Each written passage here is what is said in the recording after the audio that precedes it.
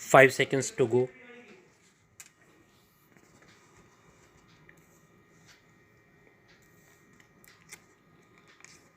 Start. I am happy to be here among you on the Constitution Day, an occasion of great national importance. Today, we commemorate the day the Constitution was adopted by the Constituent Assembly of India in 1949 after close to 3 years of brainstorming. Earlier, this day was celebrated as Law Day in 2015 as the nation celebrated the 125th birth anniversary of the key architect of the Constitution, Dr. Baba Sahib Ambedkar. The Government of India declared 26th November as Constitution Day. The twin aims were to help spread awareness about the Constitution as well as about Dr. Ambedkar's crucial contribution to it. Today, we celebrate the values enshrined in this founding document and rededicate ourselves to uphold them in the day to day life of the nation. What are these values? They are justice, liberty, equality, and fraternity, which are especially highlighted in the preamble. These are the principles on which we have agreed to conduct ourselves as a nation. These are, of course, the civilizational values of humankind finding their best expression in the wisdom of this land. During a collective journey from darkness to light over the centuries, people in different parts of the world have rediscovered the same repeatedly. In our case, it was during the great freedom struggle that we came to realize their importance once again. The people from different corners of this vast and diverse country, the rich and the poor, men and women, the educated and the uneducated, city dwellers and villagers, followers of different faiths, found a common objective in the liberation of the motherland. As they struggled against the foreign rule, they came to appreciate the significance of justice, liberty, equality, and fraternity. These values helped us win independence. It is no wonder these find a special mention in the preamble and continue to guide our nation building efforts.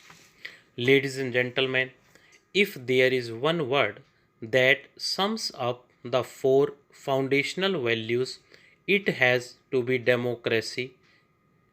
If we imagine someone from outer space visiting the earth, this creature would be amazed at Indian democracy, the largest of its kind in the world.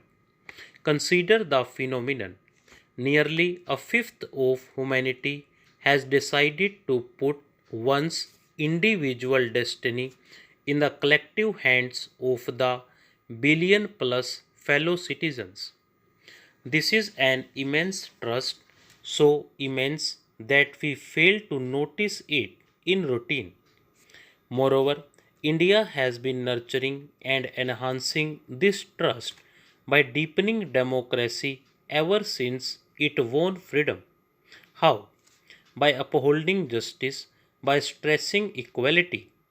All possible efforts have been made to empower every citizen, irrespective of gender, caste, creed, and other distinctions. That is why India has had people from highly varied backgrounds occupying high offices and excelling in various walks of life. If we consider gender, for example, the offices of the President, the Prime Minister, and the Speaker of the Lok Sabha, among others, have been held by women. Though their numerical strength in legislative bodies was less, The long-awaited Nari Shakti Vandan Adhiniyam will increase their proportion too. In the bureaucracy, armed forces, as well as scientific and technological research institutions, women's representation has been rising. This is true not only for women but also for other socially disadvantaged groups, including scheduled castes and scheduled tribes. While the place of the judiciary in the constitutional framework remains rather unique, I am confident that this institution too has been welcoming diversity with open arms. More varied representation of India's unique diversity on bench and bar definitely helps serve the cause of justice better. One way to hasten this diversification process can be the creation of a system in which judges can be recruited from varied background through a process which is merit based, competitive and transparent. There can be an All India Judicial Service which can select brilliant youngsters and nurture and promote their talents from lower levels to higher levels. Those who aspire to serve the bench can be selected from across the country to create a larger pool of talent. Such a system can offer opportunities to the less represented social groups too.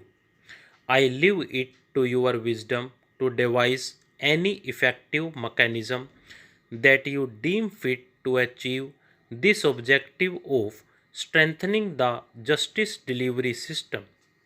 Ladies and gentlemen, the cause of justice is best served by making it accessible for all. This also strengthens equality. We should ask ourselves, especially on occasions like today's, whether every single citizen is in a position to seek justice. On introspection, we realize that there are many barriers in the way. Cost is, of course, the most significant factor. It is a matter close to my heart. That is why I appreciate all the initiatives taken by the Supreme Court in particular and the judiciary in general to expand the scope of free legal aid. Lawyers and civil society too have contributed to it. Then there are other barriers too. For example, language, which is beyond the comprehension of a majority of citizens.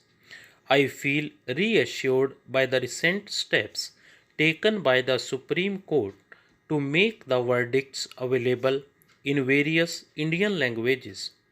The live webcast of court proceedings too will go a long way in making citizens true stakeholders of the judicial system.